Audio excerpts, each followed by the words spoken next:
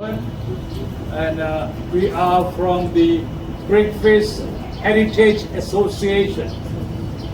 We are a new NGO, and this happened to be our first walk.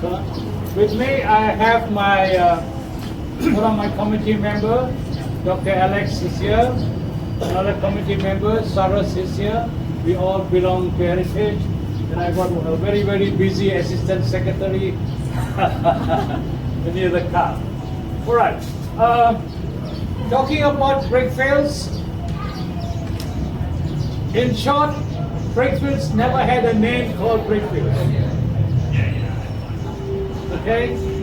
Before the British came here, when the Chinese were here doing the tin mining, because the Chinese were here together with the Malays people mining for tin here.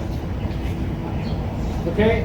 And the only means of transport after mining and taking all the way to Fort Klang was by bullock cart. Bullock cart. Okay?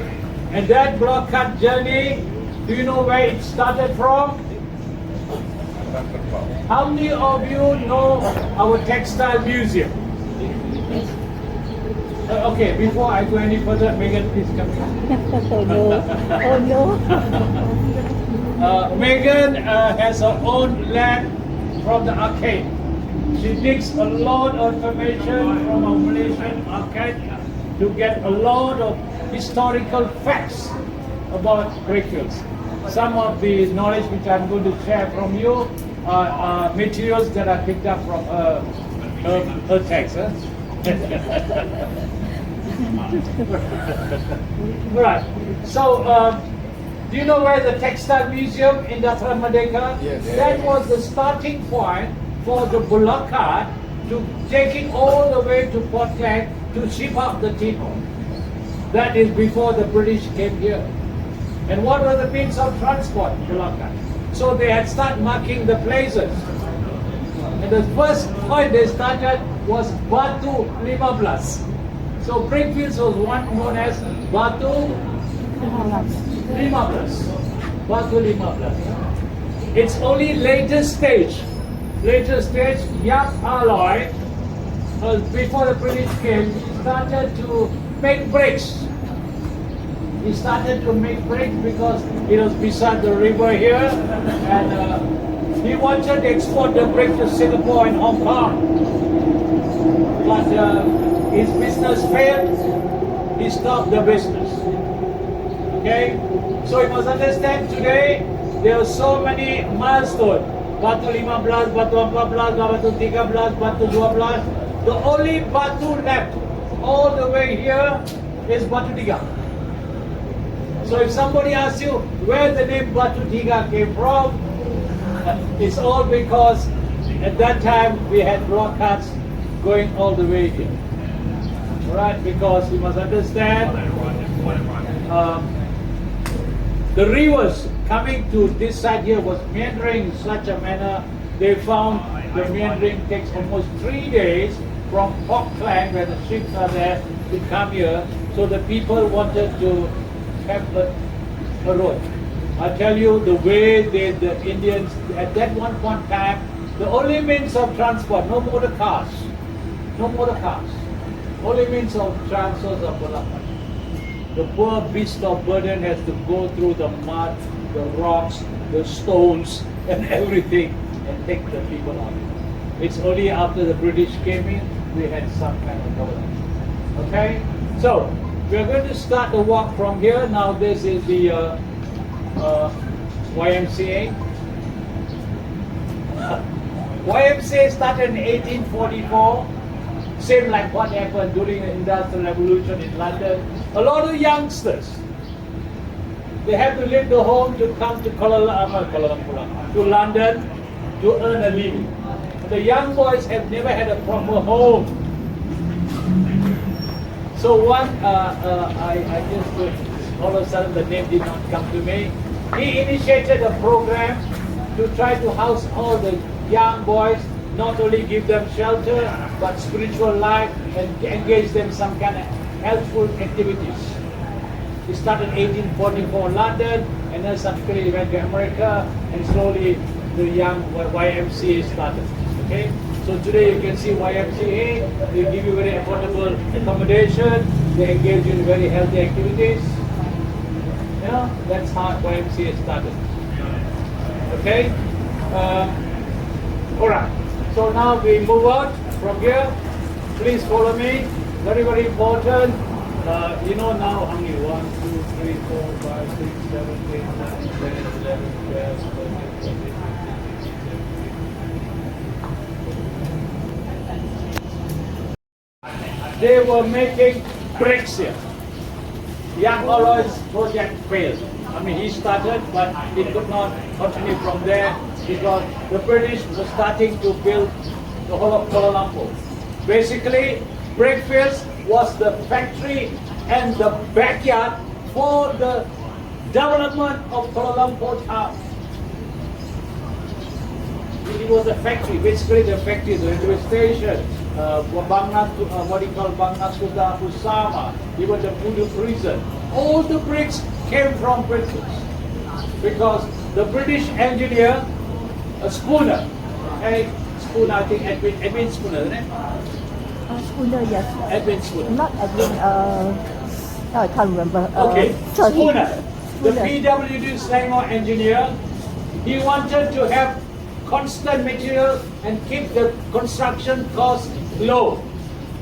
So he wanted building material all from here, whether it was brick, timber, iron, everything. So he started a factory here.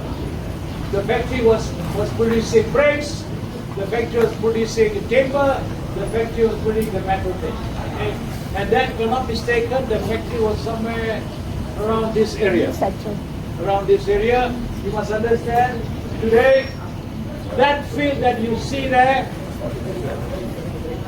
When we come this side, we can stand up here. You remember the then we can see it. that area that you see there, over there, was the area where they got the clay. One here and one somewhere in the center where they took the clay to make bricks. Make bricks, huh? And once upon a time there were 14 brick kilns here. 14 making bricks here. And then since the factory there, how do you think possibly can you visualize that there's a movement of road coming from Kuala Lumpur to here, since they're coming to collect bricks here, so this road was called Brickfields Road.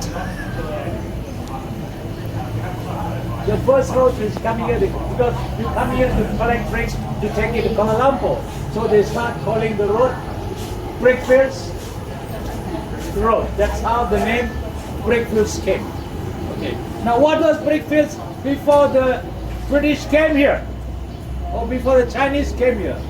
The Chinese were using the whole of Brickfields to grow tapioca.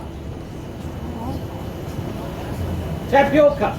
Okay? You must understand there's a big Chinese settlement on the other side. Most probably they would have come across the river. There would have been a link here and they were growing tapioca here.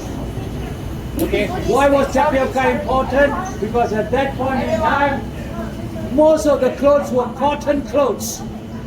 They have to starch the clothes. Every houses had to have starch because our clothes at that time was made of cotton, have to iron them. And starch, and then the tapioca flour was also an edible item, food product, and it was part of advertisement. Those days, most of the advertisement were by virtue of posters. Posters, and they have to paste it on the wall. So it's a kind of glue. Nowadays we got banners, those are their papers, you have to stick it everywhere. So that's why there was a big demand for tapioca. Later became a brick factory, and then when the British came here, you know the British came here in 1874. The British came in 1874, and then they took over the settlement over there. And when they came in, it was nothing but just wooden houses. Yak Aloy and his team, okay, the Chinese settlers were there. The British came in and said, hey, it's high time we must start doing something for Kuala Lumpur, because when there's a fire, all the houses get burned. Another very interesting, we are the only city planners where they plan the city beside a river. So every time when it heavy rain, it floods and damages the houses. Damages the houses, and of course we can't move on from here. All right. Okay. Now we move on from here. Yeah. Just be careful when you're walking. Okay, Dr. Ro, he's our president of the association. Okay, now this road, look at the name of this road. What's the name of the road?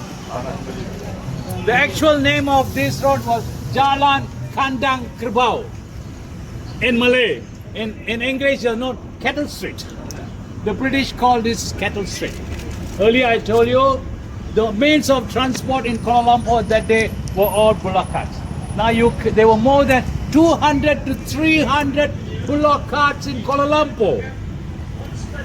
You want to keep them all in Kuala Lumpur because this beast of burden has a habit of urinating and dunking. So the whole of Kuala Lumpur city will start smelling. So they said, bring all your cattle and park them here overnight. So they call this Jalan Kandang Kerbau, and earlier the British called this Cattle Street. But it's very sad, we are not interested in preserving history. We call this road Jalan Padang Tuli. Huh? Because of YMCA, right? Youth. No, YMCA have not come in yet. Oh. Yeah, maybe because of youth they call it, because of Parang. But Yeah. the name Cattle Jalan Kandang Kerbau would have given some kind of historical significance of this place. Okay? Landmark. Brickfields has a lot of historical landmark. This is the only place, I think, in the whole of Malaysia, within a small parameter, we got 13 religious institutions. Chinese temple, Buddhist temple, Hindu temple, mosque, and church. Within a small parameter, 13 religious institutions. Okay. Number two, this is a cultural center. The Chinese has what do you call it? An art gallery over there. The Indians have a lot of what do you call? They have their art, music, culture center around here. Number two, this particular place, interestingly, is a place committed to welfare and social services. Okay, here you have the Association of the Blind, and then you can see that a lot of institutions will give free meals, free medical attention. Okay, and look here, we even engage the blinds for blind massage. We want to make sure that the blinds are not, we've got to empower them so that they can live their own life, So what happened, this Association of Blind, empower them by giving them vocational training, and today we have something known as the blind massage. Will you feel comfortable getting a massage from a blind? Yes. I won't. I'll just give you the money. I say thank you very much. Okay. All right. For the Brickfields is also known as Little India. Brickfields is also known as Little India. So whenever you are doing tourism, you must tell your tourists, why go to India to see India? Come to Malaysia and see India. That is big India, this little India. But then when you go in there, you can see the whole thing transformed already. Yeah? And then this is economic center. A lot of business taking place there. Yeah, it's an economic center, and then all of a sudden they brought in KL Central. Now KL Central project is too big a size and too fast for the people of Brickfields to adapt themselves. Most of the projects here are too big and too fast, so the local people here are having a problem adapting to this app, and they still don't know where are they heading to, And then the price of land in which they are sitting is so valuable that they are tempted to sell it off. So when this thing happens, the identity, the heritage of Brickfields will go off, right? And then of course it's an educational institution. We have universities here, international schools here, all right? And then number one is a paradise for food. It's a place for paradise. So Brickfields has so much to deliver. Came up earlier. This is one of the earliest apartment that came out in Brickfields. Okay, now you can see here, most of the traders here are all people of Indian origin. They can be Indian Muslims or Christians or okay, they are doing some business here. Okay, here Brickfields a place looking for vegetarian food, no problem, come here.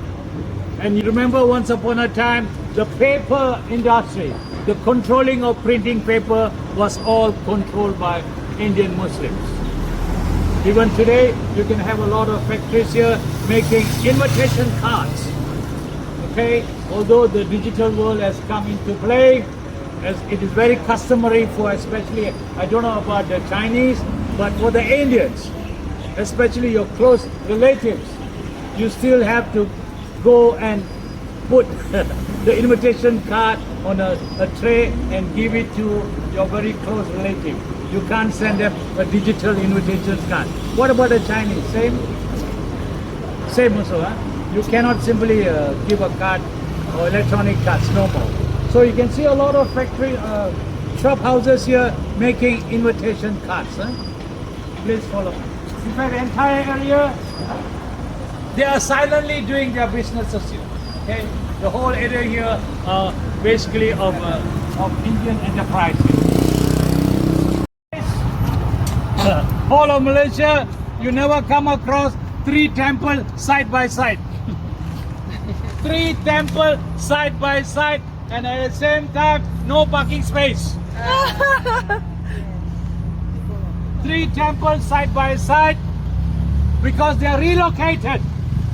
All these temples were under the monorail. You know the monorail from KL Central were all along the river. When the monorail project came up, DBKL said, you cannot have temples here, I give you an alternative piece of land. So they started to give a piece of land here, no choice. Very crampy, yeah? So we got 3 temples here. The first temple here is Lord Krishna, the guardian god. Okay, the guardian god. The second one is Hanuman, the monkey god. It depicts the story from Ramayana. If you read the story of Ramayana, you will know about this monkey god. I think even in the Chinese mythology, there you also got a monkey monkey god, you call him, is it? Sun Wukong. Sun Wukong. Oh, Sun Wukong. And then the third one is the Muniswaran temple, okay? Muniswaran temple is basically very ancestral worship, huh? That's called Muniswaran. So let's walk a little bit this side and come back. This temple, the deities all carrying a sword, machetes on the hand. Okay, it's ancestral worship for the Indians, especially the southern Indians. They have a territorial god. A territorial god. Okay, so each kampong, each village, they have a territorial god. We call them Kawal Devam, a god that looks after the territory. Yeah? So this is the Muniswaran temple. Now you can say Malaysia is a land of fusion. Right at the entrance, what have you got? Horses. What do you have got at the entrance? Guardian. Shishi. Yeah, the mythical The lion. Chinese Shishi is at the entrance. One is the male and one is the female. Alright, so this is a kind of a fusion in Malaysia where we can live in harmony, adapting a culture from another religion or another customs. Okay, so this is the Muneeswaran temple. Now look at the garlands. Look at the beautiful garlands. Garland is part of the Indian culture. Garland is part of the Indian culture because when you want to go to temple, you can present a garland to the god. You want to welcome somebody, we put a garland. When the Indians, especially Southern Indians, when they get married, they put a garland. Even when a Southern Indian died, you put him on the coffin, you put a garland. So the garland is a very intrinsic part of the Tamil or Indian culture. Alright, in this temple, you can say, it comes under the Guinness Book of Record. I'm not telling the Malaysian Book of Record. The Guinness Book of Record, because the tail of this monkey god, the Hanuman, is the longest in the world.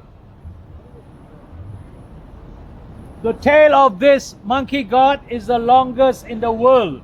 They made in such a manner, if you can go, you can see the tail meandering and going round and round and round and round.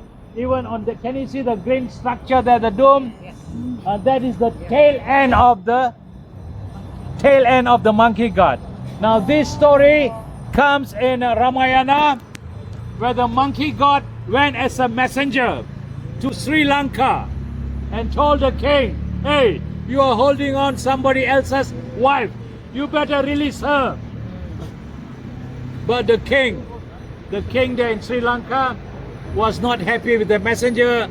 He put a fire on his tail just to humiliate the monkey. Put the fire on the tail. But what the monkey did, the Hanuman, with the fire, he burned the whole of Sri Lanka. If you read the Ramayana, you can get an in-depth story about it. Huh? So let's move on. Monkey god is also inside there. The green one. Yeah, the green one.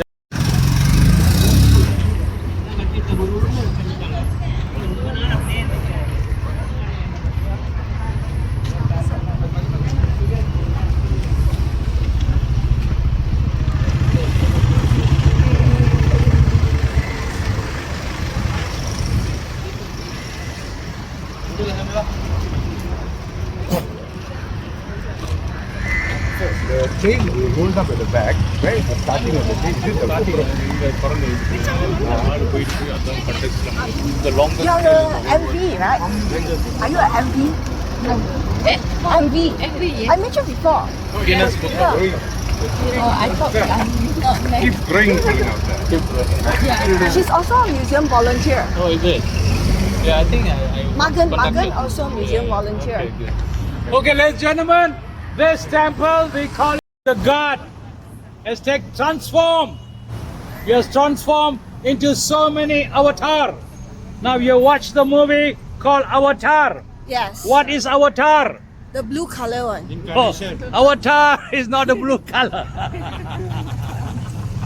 Avatar is the transformation of the god where during different periods of the world, he has transformed to save the planet. In our Hindu mythology, Avatar means it as the god has transformed himself to save the planet. So far, he has taken 9 avatars, waiting for one more last avatar. The last avatar, he may either continue the planet or he will bring everything to the end. Alright? You Okay, mean please follow the me. one in the middle is the avatar? Yeah, the one on top. Sometimes we call it Vishwarubam. Vishwarubam means a very dynamic a position or image or a vision where encompasses all the energy, the vibration, the mighty, the strength of the world. A Hindu temple constructed by the Sri Lankan Tamilians. Sri Lankan Tamilians. You almost understand when the British came to Malaya, they engaged a lot of Sri Lankans as junior officers. Okay? And then these people are quite influential with the British, and they secured a piece of land. Now, before the temple came here, a guy by the name Sam Scott. A guy by the name Sam Scott had an ice factory here. Such a hot country, Malaya. So he had an ice factory and aerated water. He was selling it here. I think by and by, when FNN and all the other guys came in, I think he lost his business, and this land was purchased by the Sri Lankan community to make this temple. Now this temple is dedicated to Lord Muruga. You know, we go to Batu Cave, the same God, Lord Muruga, okay? Now, this temple, since it's originated from Sri Lanka, they replicated, they were inspired by another Hindu temple in Sri Lanka, also the Kandasamy temple, and then they call this the Kandasamy temple. Now, in this temple, they are very, very orthodox. Most of the prayers are very ancestral. Okay, inside this temple, they don't have a statue. They have a spear. They have a spear. Okay, they have a spear here, replicating Lord Muruga. You can see he's carrying a spear. Now, this Lord Muruga, he has 6 houses. So you can see 1, 2, 3, 1, 2, 3. 6 houses and 6 different gospels. Okay, the first one, he's marrying to his first wife. Incidentally, for information, most of our Hindu gods has 2 wives. partners. 1 wife, 1 girlfriend. One wife, I don't know, okay? Most of our Hindu gods got 2, but actually we term it as a kind of 2 powers, 2 Sakti. When you have 2 powers on the left and right, we call it Sakti, but I don't know how they later became wives, okay? Now, the second one is the one where the mother gave him the spear to kill the demon. The third one is a time when he was a little boy, he was disappointed with his father and mother because he didn't get the fruit to eat. His elder brother got the fruit. So he got angry, younger boy, and he went off. The third one, you must understand, a little Lord Muruga. Remember, in this world, education need not flow from the elders to the youngest. Education can also flow from the youngest to the oldest. So over there, you can see a little boy seated on the lot of Lord Shiva and reciting the power of the word Om. The word Om has a different kind of vibration. When you sit down and you say properly, posture and say, you say Om, it tends to kind of vibration through your blood cell, through your nerves, through your muscle. Om. The word Om, you try one day, okay? Om. The word Om. Huh? And then the next one is he's trying to get married to the a girl of an inferior caste, you can call it. He married a girl from a inferior caste because his second wife is a hunter's wife. What's a hunter's wife? It's not a noble lady. Okay? And then the third one is, of course, he's with his two what you call consort. Alright? So whenever we pray, this is a temple dedicated by the people of Sri Lanka. At that time, they called themselves as Ceylonese.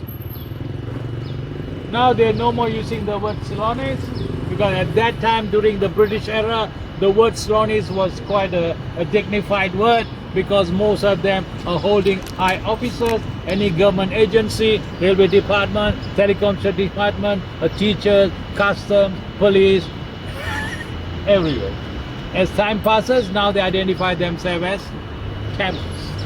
Okay, for information, I'm I am a Tamilian from South India, and my wife is from Sri Lanka. Good balance. Okay, we go this way. You got a hall, you say I want to put a library? No! Because they're scared that you'll bring all kinds of books and influence the local people. But you can have a room as a reading room. Okay, fair enough, no problem. But not a library. So it started off as a reading room, and later as the community needed a social stand, a place for their wedding, for their meeting, so it became a very popular wedding hall. They call it the Kala Mandapam, Kala Mandapam. Kalamandapan. Yeah. Okay, this word Ceylon is a Portuguese word which the Portuguese gave to Sri Lanka. The Tamil call it Ilangai, the local Sinhalese call it Sri Lanka, but the Portuguese called it Ceylon.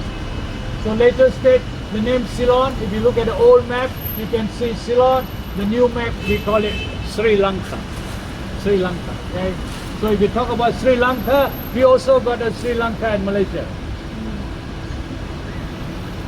Langkawi. The similarity in the word. About a British guy who had an ice factory and also aerated water. His name was Sam Scott. And this one of the road there right in front is known as Jalan Scott. Even today is known as Jalan Scott.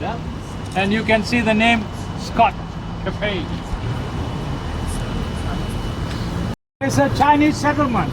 Petaling Street is just around there. The Chinese Assembly Hall is around there. Okay, you just cross the road, the Chinese Assembly Hall is there. The Chinese Chan clan house is also there. Alright? Now, once upon a time, there was a Chinese village here. There was a Chinese village here. They call it, some call it Kampung China, some call it Kampung Hailam or something like that. Okay, little by little, they have shifted out from here. However, the Chinese presence here or existence here, I will show you later when we go to a Chinese temple. The question you can ask, what is a Chinese temple doing in an Indian area? That indicates that once upon a time, the Chinese were here. They were growing tapioca around here. Okay, so there must have been a kind of a bridge. I don't know what kind of bridge they had, linking that side to this side. Because you just take the next corner like that, you can see the Chinese Assembly Hall. What year was this? This one very 1800s. much, I think they start moving out somewhere early 19th century. 19th century. Because you are squatting on the English property, so really when they want the property for development, they will tell you, please move on. They were here before the British came. Okay? Island, yeah. Brickfields became an Indian enclave. Why did Brickfields became an Indian enclave with a lot of Indians around here? And you know the Indians, they are much more complex. The Malays are all Muslim. The Chinese are either Buddhist or you are Christian. But the Indians, there'll be Hindus, there'll be Muslim, there'll be Christians. Okay? Now, how did all happen? All this happened when the British started to build the railway line. In 1888, they have to shift out the resources from Kuala Lumpur. At that time, they never had proper roads. They found making the railway is cheaper than making the roads. So they started a railway line from here until Bukit Kuda. Why Bukit Kuda? Because there's a bridge. They don't want to spend a lot of money building the bridge. And over there, the rivers were wide enough to go by steamship to take the products to Kuala Lumpur. So when they came here, they have to bring a lot of Indian migrant workers. Number one, of course, the Sri Lankans, who are mostly like junior government servants or cleric officers, and then the South Indians to work in the menial work like the factories, sanitary board, other what do you call JK Rubber plantation? Rubber.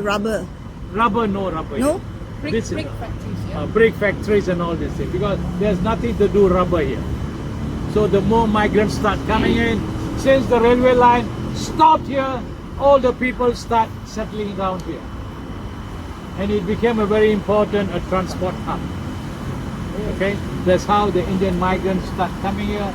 The Indian migrants were composition from Sri Lanka and South India, and also other states like Kerala and Andhra. Right? The Malaysian Association of the Blind. We are in front of the Malaysian Association of the Blind. Once upon a time, there were many pockets of association doing community service for the blind. Okay, so one guy by the name of Major R.R. Bridge. Major R.R. Bridge was a soldier in the British Army in Burma. During the course of the battle, he became blind.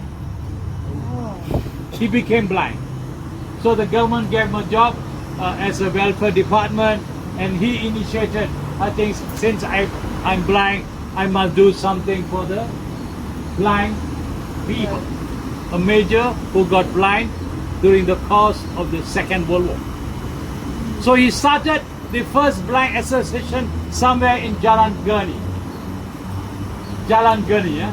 This one only came out in 1951, and of course today we have to empower the blind people so they can live a normal life. They can get some generate some income for themselves, and then they teach them some trade, give them job placement, train them up and put them in certain jobs, and then look into the overall welfare.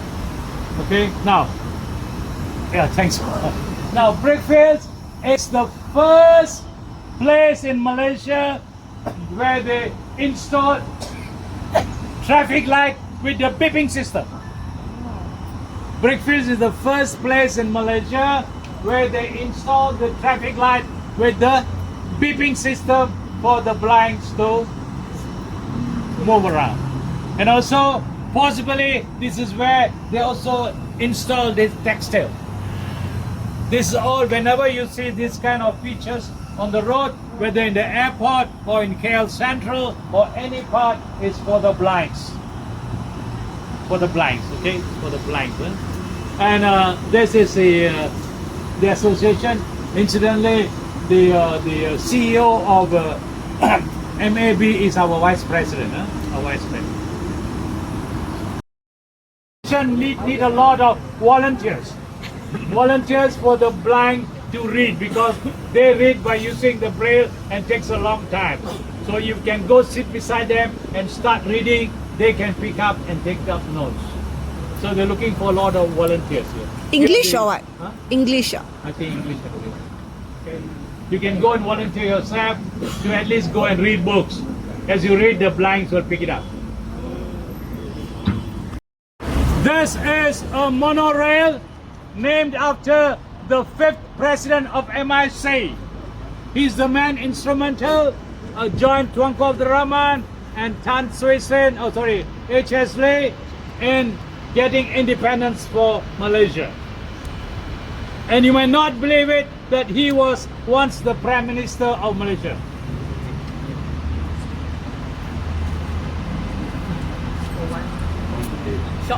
He was a one-day Prime Minister.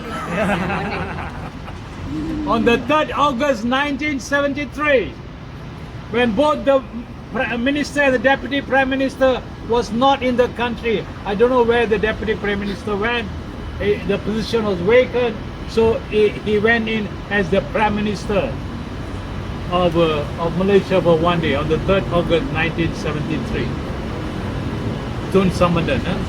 Okay, now this boy, he studied in Kuala Kangsar. That's where I originated.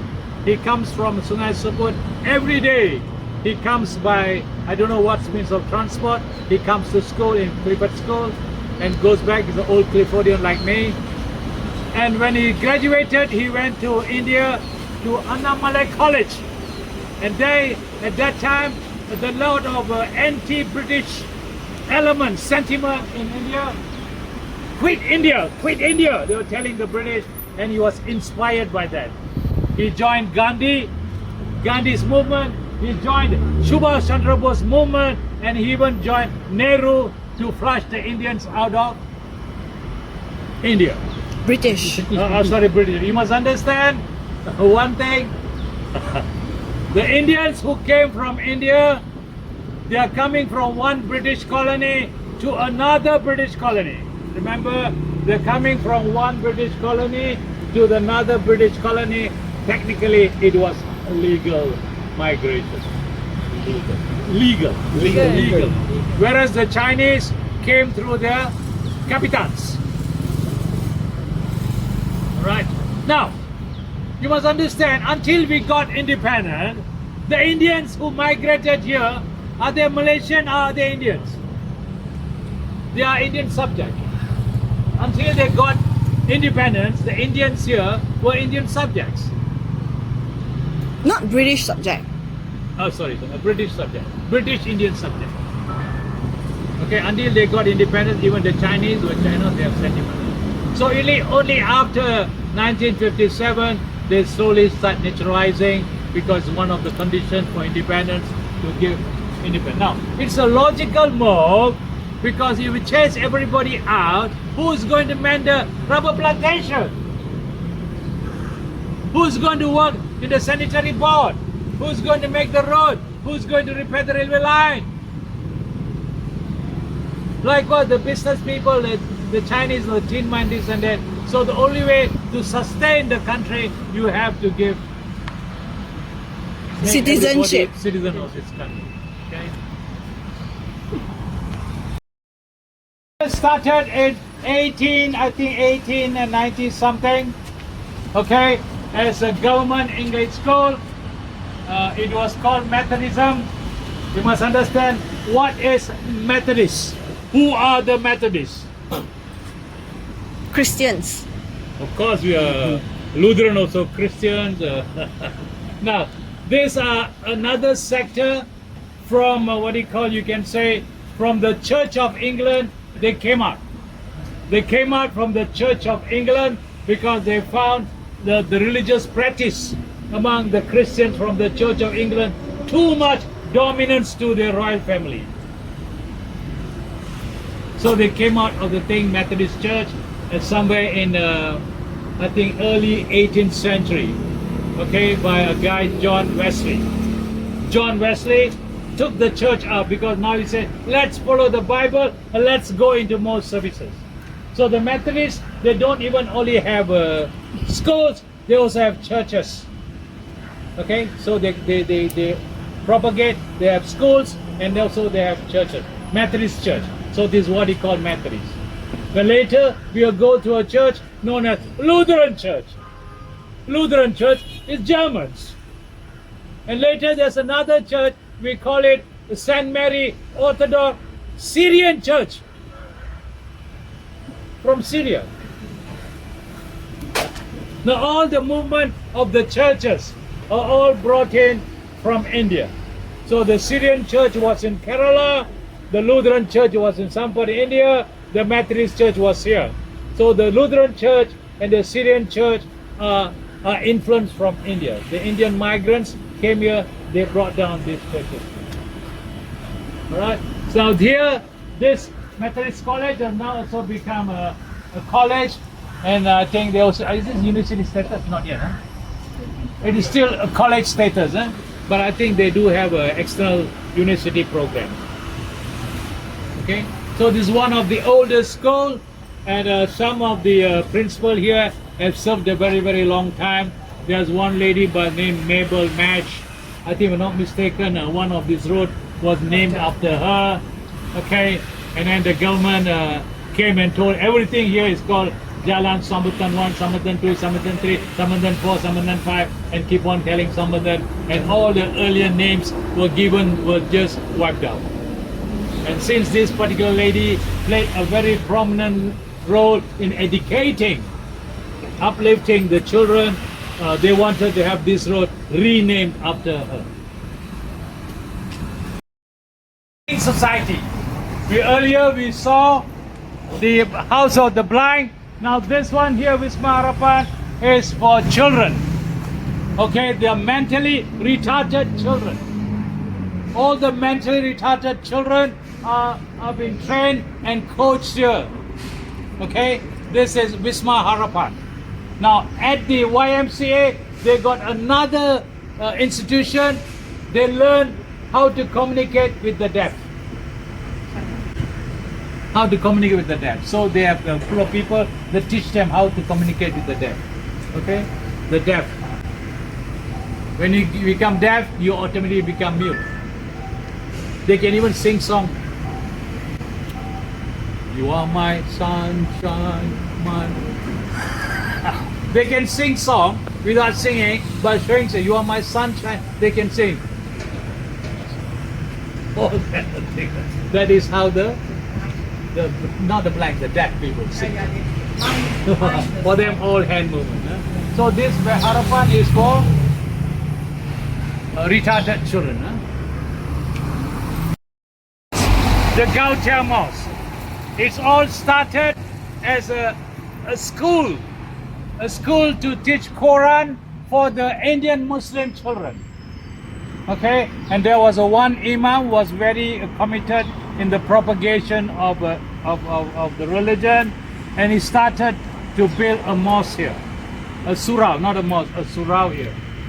And initially, this piece of land here was called Kampung Katija. Kampung Katija. After So the that Prophet's shows first wife? there was a Malay community here. Was it after the Kampung Prophet's? Katija. So we had a Chinese community over there, Kampung China. We had Kampung Katija here. So there was a handful of Malay or Muslims staying here, Kampung Katija. Since the land belonged to the government, so guys, please vacate. We don't know where the people gone to. Right? Now this mosque, the sermons, especially the friars, normal sermons, is conducted in Tamil. Okay? And the Gautia, if I'm not mistaken, is a man who does a lot of good things. Gautia, Gautia. Gautia actually prophet's follower. Prophet follower. So a Gautia is a person who follows the prophet. Okay. This mosque is now under renovation because the congregation day by day is getting bigger and bigger and bigger, and even after construction, I doubt they can accommodate the congregation. I doubt it, because I passed by here yesterday. From that end to that end, they were all praying here. Here. Because the capacity is not big enough. Okay, so now we go to a Chinese temple. Sampo Kong, isn't it? Sampo Kong. That means some means Kong. Some cow Tong. Now this is a Chinese temple with the Sam means tree. Okay, so here they have Confucianism, Buddhism, and Taoism. Confucianism, Buddhism, and Taoism is practiced here. A very orthodox temple, and it was started by those traders or Chinese traders who were involved in repairing cars and wheels. I won't be surprised, cycle and carriage was one of the partner here. Mind you, once upon a time, cycle and carriage, that means they were repairing tires, bicycle tires and block-out tires and wheels and this and that, and slowly they went into automobile. Cycle and carriage. Cycle and carriage, okay? So, can any Chinese here let me know what are the dragons doing on top of the roof? Protecting? Anybody knowledgeable? Sorry. Everywhere. Why? Yeah. It's an imaginary animal that is considered holy. Yeah, this is male. Female is phoenix. Phoenix. Oh. So, but most of the what you see here is all dragons. So let me share a little bit of my knowledge about this dragon. Now, these dragons, according to Chinese philosophy, they are in the galaxy, flying or waving in the galaxy, and their duty is that to make sure nothing evil or nothing bad get into the temple. If anything evil were to get into the temple, they'll just... So they're more something like a guardian everywhere. That's why they have the dragon on top of the roof of all Chinese temples, because they're all the while they are just, I don't know, you call it flying or whatever they do in the galaxy. Yeah? So they protect the temple. Yeah? Okay, now let's move inside a bit. As I told you, is some Confucianism, Buddhism, and Taoism. All three practice here. And as far as Confucianism, you can see on both sides of the wall, over there and over here. These are, they call it Confucius filial piety. Confucius filial piety, very extreme, what you call acts, a noble act towards the elderly people, your parents or your... So up to now, because this is So both sides, there are 24 Confucius filial piety. Okay, and each slab has a very extreme commitment or responsibility of the Chinese to the... Yes, I'm doing a lot of research on this. I think I'm trying to track all tablets, all the 24, but let me narrate one to you.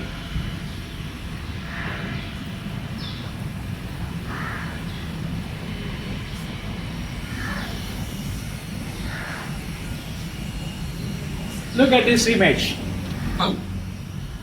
Look at this image. Now here's a little boy who's staying in the house, playing around, eating, the father and mother feeding him. The father and mother goes to the field to work very hard from the morning until dawn. And then they come back home. Now this child, what he does, to ensure that the father and mother, since they work very hard, they need a good sleep. So what he does, he sleeps with his shirt open and let the mosquito bite him. So when the mosquito's stomach is full, they all come back to the house, and then their father and mother can have a good night's sleep. Now each has a very noble story. Look here. What's happening here?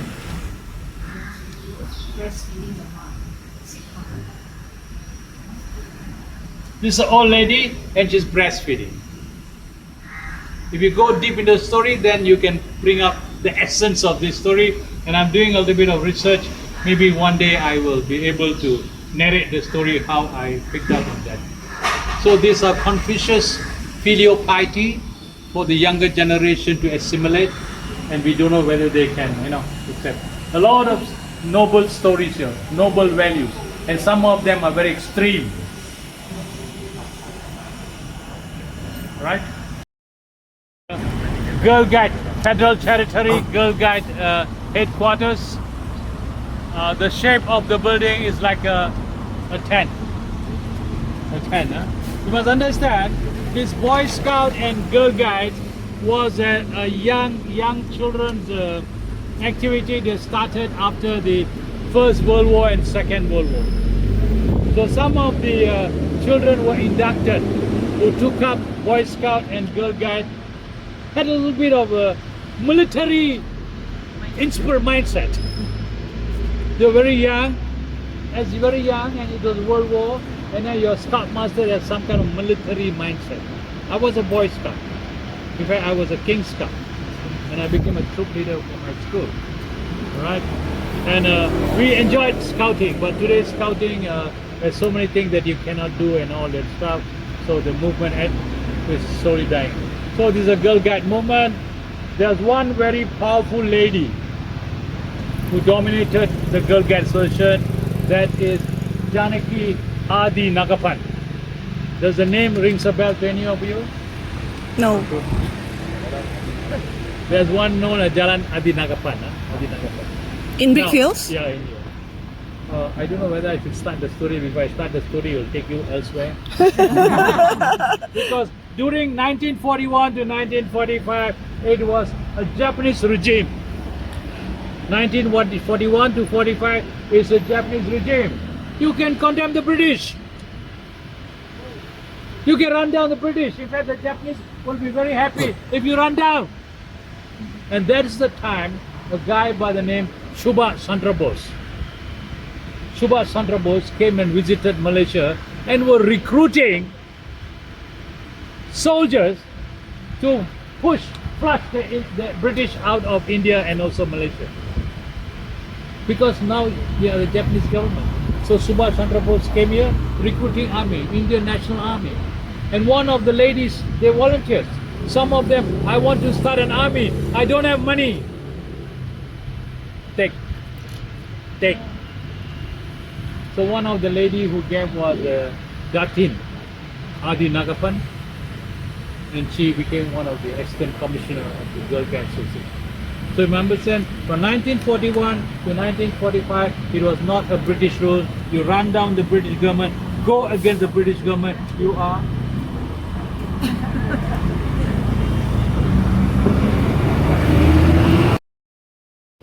Again, this is a Methodist church. A Methodist church, a Tamil Methodist church. Telugu, sir? Telugu Fellowship. Fellowship. Telugu It's a Fellowship. Tamil, because some of the sermons are recited in Tamil language. Okay, now they got a very humble beginning. They started as a Methodist church. They had a lot of Europeans, Eurasian, Chinese and Indian. They did not start here. They started somewhere in Jalan Malacca. Then they wanted a big premises. They came a little bit at the bottom of St. John's Church. They had a big building over there, but later when the government wanted the building for developing the city, they were given this piece of land. Okay, and then this is Methodist Church. So you see the word Methodist is very much British. You must understand Christianity here was different. The Portuguese came with Catholicism, the French Catholicism. So all the missionary school, La Salle, St. John, St. Joseph, St. Michael's, St. George, all Catholics. The British are Protestants. The British are Protestants. So when the Methodist institution started, they went into the Methodist Church.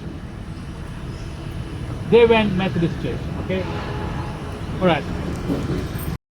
According to us is the destroyer God. He's a terminator. He can terminate anything in the world. He will decide when to start, when to terminate. Okay? And this is Lord Shiva temple here. I can go some more. Since the time now is 10 o'clock, we'll cut short and move on.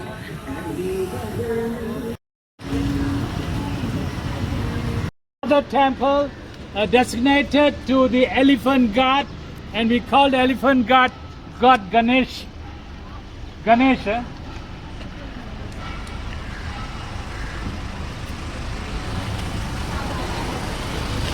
Was under over there. It all started because of one person saw a kind of white shadow under a tapioca tree, a tapioca plant. So he put a light there and start praying, and people keep on coming and praying there. At that time, this two area was a JKR Public Works Department workshop. This area was a PWD workshop. Okay, so when they wanted to make the condominium, the temple was shifted around here. Okay, this is a new temple. The oldest temple here is this one. is dedicated to goddess Kali. Thank you. Goddess Kali, yeah?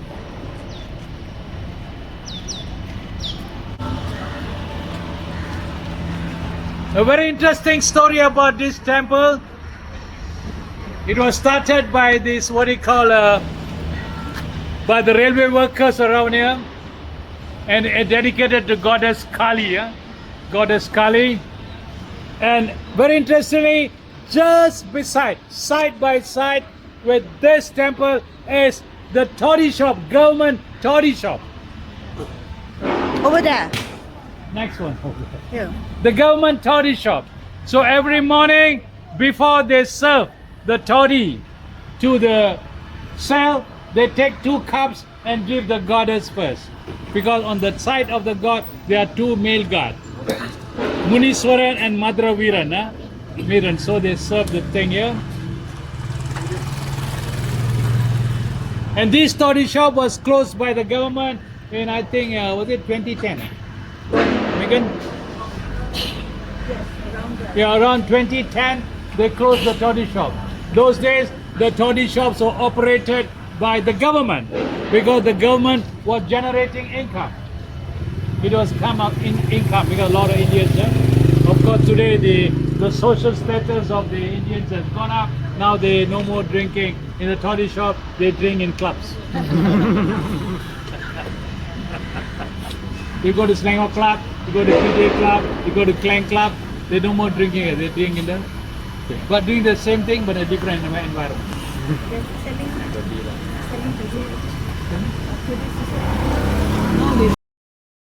Although a god is supposed to be very defined, a lady is supposed to be very elegant, very beautiful, very patient, okay, can take in everything.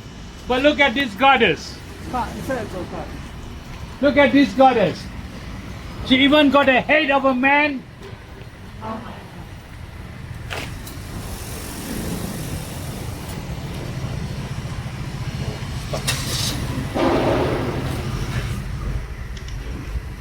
Look at how faithful as a lady god. We always say a lady is very, gentle, this and that, and she has chopped somebody's head and holding in the hand. So what we're trying to say, don't make a woman angry. Don't make a woman angry, because you have seen the movie Transformers, isn't it? They can transform into anything. Okay? Pataling State, Sri Mahamariamman Temple. It doesn't have violent characters or image like this. Okay? She has transformed herself. It's a goddess of death. Kali. Okay? And she has made a garland not with flowers, but with skulls of human.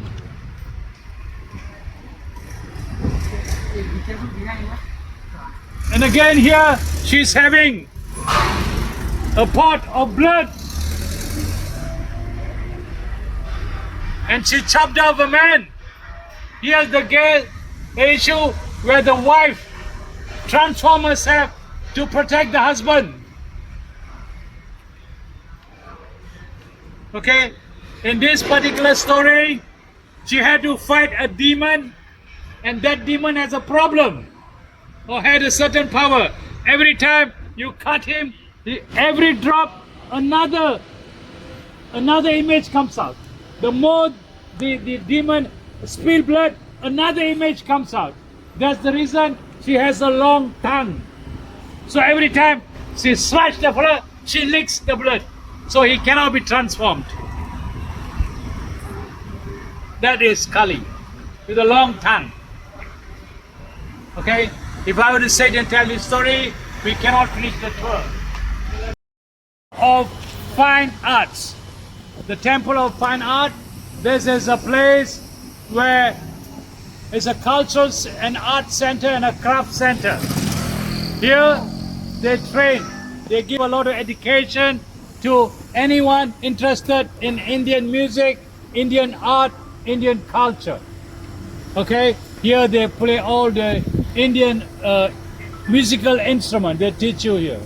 They teach you the different type of Indian dancing. Okay, and here they also have a lot of handicrafts. They also promote the sales of Indian handicrafts, and also there's a restaurant selling Indian vegetarian food here. Okay, here we have yoga classes, musical classes, dance classes, any musical Indian musical instrument. If you want to learn, you can come and learn here. Okay, if you are even from the poor society, when you can't afford it, you write to them, they are prepared to teach you also. Okay, so that's called the Temple of Fine Arts, and their performance, they do very high level. When you go and watch their performance, very high level. No chinchay tara. Very high and very professional way of performance they will do every year. Yeah. If I'm not mistaken, I think we have one Muslim friend house. I think Ramli Ibrahim, isn't it? Yes. Yeah, Ramli Ibrahim. It is his place. Ramli Ibrahim graduated from here. Okay. Which also belonged to the second richest man, once upon a time, the second richest man in Malaysia. Who was the second richest man in Malaysia? Ananda Krishnan. He got AK Ananda Krishnan. He got no dato, nothing. Very low profile millionaire. Okay, and this is their parents' house. I think if I'm not mistaken, I think his funeral also took place here, isn't it? His funeral took place here. His funeral rites and even the wake took place here. Dato Ananda Krishnan. Very sad. He has two children, as most of you know about his background. A boy and a girl. You know what's a boy? Buddhist monk. He's a Buddhist monk. Okay, Buddhist monk, and I don't know much about his daughter, his dad. And until today, we don't know who is going to inherit the estate or who is going to manage his business. I think the business is done by the Trustee. company itself, also because Trustees. they just a full company. From there only they have the maxis, the Tanjung and all the stuff. All on the payroll. So, One of the first religious institutions that came out in Brickfields. The history of this place is 1894. 1894, this place was built, okay? Now, you remember a lot of workers, railway workers who came here were of Sri Lankan origin, and some of them are Sinhalese people, and then they were very close with the engineer, Mr. Spooner, because Spooner, before he came from Malaya, he was already working in Sri Lanka. So it was he who was appointed to come and put up the railway line here. So the Mrs. Spooner, that is Mata Spooner, stayed many years in Sri Lanka. She can even speak the Sri Lankan language. So I think the local people went and slow talk to her and convinced her husband, and then they secured this piece of land. So this is the first religious institution to sprout here, 1895. A little by little, they start expanding. It's only this, and after this, the Hindu temple in Jalan Scott. Now, a very interesting thing, why they wanted a temple here, because here they saw a boi tree. A boi tree was already here before the temple came in. So they thought this is a good place for a temple, so they secured the land and start building the temple here.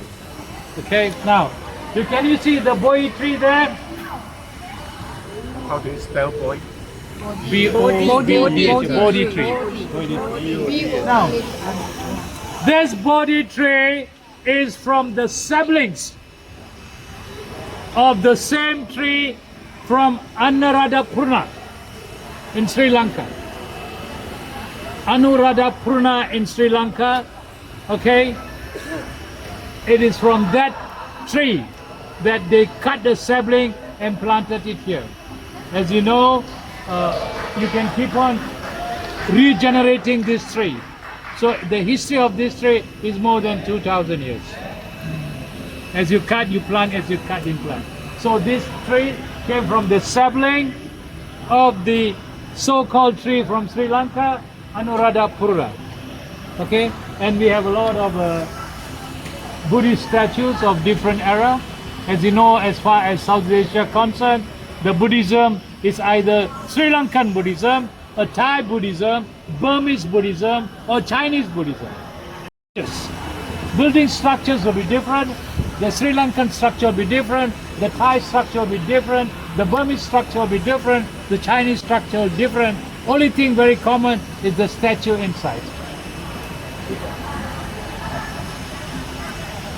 Hi, this one for Assamadama. Okay. Now here, I think every twice in a month, when the new moon is coming, free lunch. When the new moon is setting, the moon is setting, free lunch here. They serve free lunch here. And this Buddhist temple is involved not much on praying, but service. Service, service, service. Okay.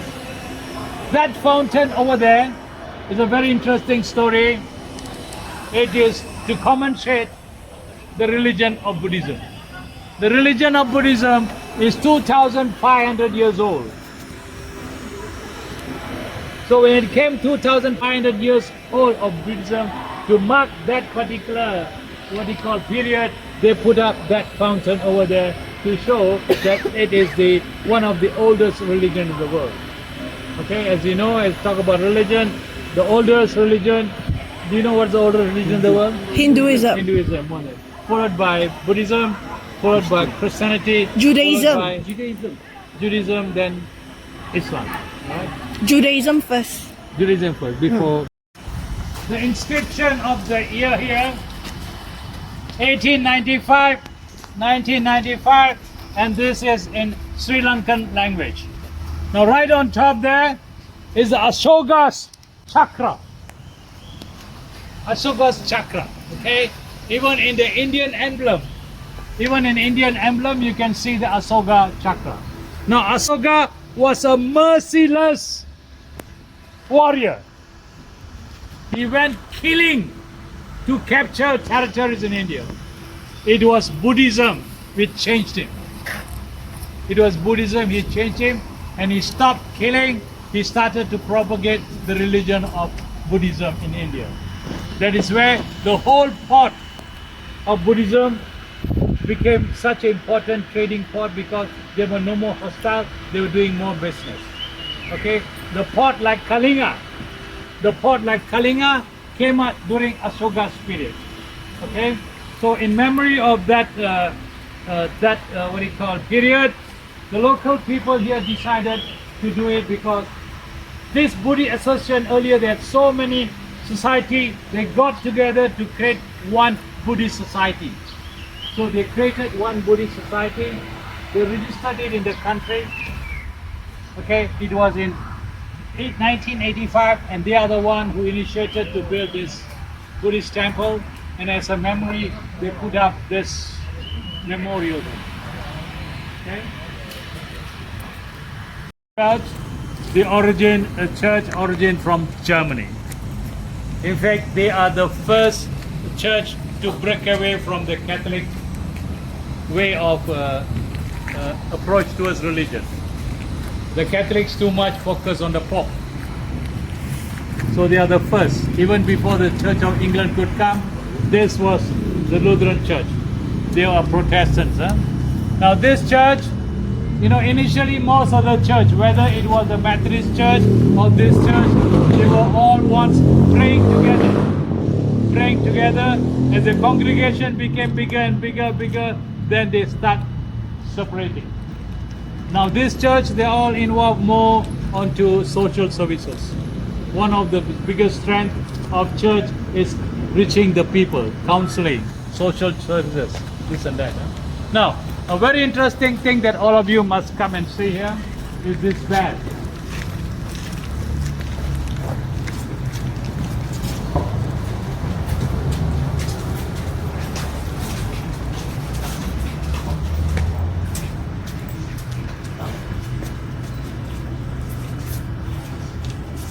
Tamil inscription here, right? Can you see the Tamil inscription here? Okay, now, but this bell is made in Germany. As I told you, this is a German, Lutheran is German. So this bell was made in Germany with the Tamil inscription, and the year indicated here is 1927. This bell was used during the Second World War. Whenever there was a fear of aeroplanes coming to bomb, they bang, dong, dong, dong, dong, dong. They banged so hard until the bell broke. Can you see the crack in the bell here? So they found the bell was no more safe. So they took the bell. Now this bell here, the belfry here, is from India. This is from Germany. And even in Germany, even at that time, the German could still engrave Tamil words on the bell. What's the reason? Why wax? Because the local people here at Tamil, you have to make the bell, they ordered like that. Ordered like that. Okay. Where are them? Anything? Say everybody come to our church. Welcome. Nothing, Welcome to our church. Welcome. Okay.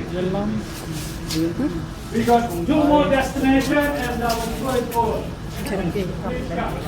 So, they have buried a capsule there. I'm not very sure what is the message and when they're going to open the capsule. Can you see over there? They've written some message and put in a capsule, and it's down there. I have to do a little bit of research why they put the capsule and when they're going to open this capsule. Over there. Destination is supposed to be 10:30, now at 10:45. Okay, this is they call the Vivekananda Ashram. Now what is so significant or what is so special about this particular person, okay? Now this is a guy from Bihar. His name is Vivekananda Ashram. In Hinduism or Indian culture, there are 6 different Vedas, 6 different texts, 6 different Bibles. Now he mastered one of the Bible with his philosophy. He's a scholar and he's a philosopher. Now, he attended somewhere in the 18th century the Parliament of the Religion. The Parliament of the Religion, which took place in Chicago. And there he delivered 6 papers. Okay, and he brought to the enlightenment to the world about Hinduism. And he propagated from that time onward, the Western world came to know about the value of Hinduism. So to mark his contribution to the Hindu religion, they put up this ashrama, okay, asrama we call it Vivekananda Ashrama. You can see the year 1904, isn't it? 1904. Now what was it? It was a reading room, a cultural room, a yoga, music, art, everything taking place, okay? Now this particular place, you know, the building is of course very much a colonial Western style, but they insisted, let's put the window, looks a little bit Indian. Indian, okay? And of course this statue came out very much later. I think it came out somewhere in, what year was it? I can't remember the date of the statue. 1990. No, the statue. It's 1993. Okay, 1993, we put the statue here. Vivekananda Ashram. Now, a very sad thing is that over there, with that tall building was once a government quarters, the 100 quarters. A lot of junior officers stayed there. I did not highlight to you because this area there were a lot of civil service. You can look, can you read the name of the road there? Jalan Rosario. And on the other side is Jalan Chang Atong. Now these two people are not very prominent people. They were chief clerks in the government department. Rosario was a Portuguese. From Malacca, he came and joined the civil service, a dedicated worker. So to honor these two chief clerks, they named the two roads after the two chief clerks. One is Rosario, one is Chan Atong. Chan Atong on the other side. And this area was 100 quarters. They have demolished 100 quarters and put up the thing. Now this land is priceless. Look at what's happening there and what's happening there. The trustees wanted to do away with the building, but the local people, even the government, has listed this as a national heritage. So even if they do, they have to do it at the back. The building will be retained. They have to do their what do you call the construction at the back. But when the thing take place at the back, the identity or the importance of this place will just go. Okay, so we are fighting a very tough legal battle with the trustees about this property. All about money.